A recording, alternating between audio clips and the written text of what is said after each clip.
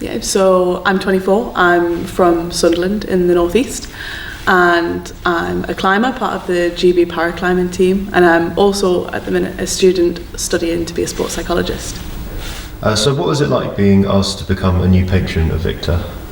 It is a real honour. I think having organisations like this to provide support for children with visual impairments and their families is super important.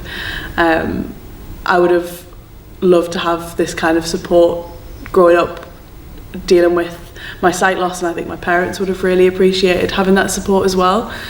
So I started climbing a long time ago, when I was 13, before I even got diagnosed with my eye condition. I got involved through Scouts, so I was always a really outdoorsy kid and got absolutely obsessed with climbing. I loved the challenge and the problem solving aspect of it. It's a real mental battle as well as a physical battle, and I think that is really rewarding for a lot of people.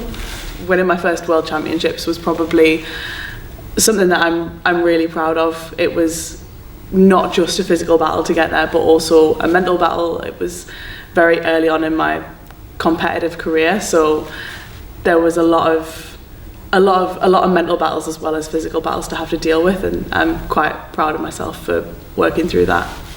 I'm a big perfectionist, so I will always strive for perfection in everything I do, and I think something that I've had to come to terms with in competition especially is that it's never going to be perfect.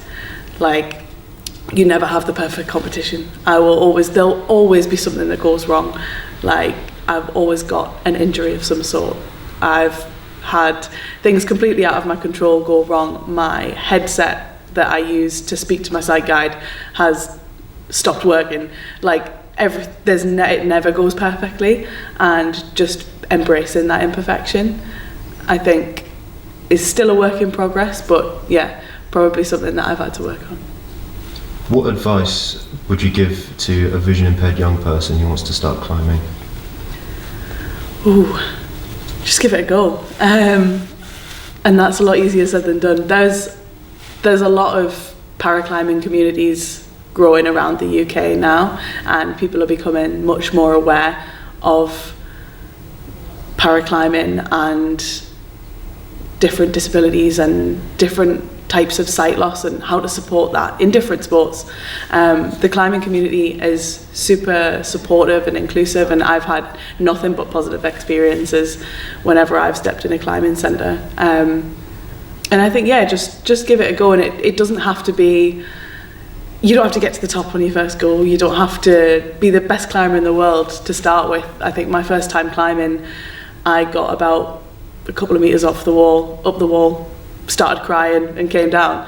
But then I came back and I went just a little bit further, and then I got obsessed with just getting to the top once. And then the moment I got to the top once, it was like, right, that's it.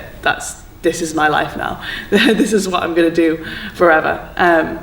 So I think, yeah, just giving it a go, sticking at it, and not necessarily being too caught up in being the best straight away.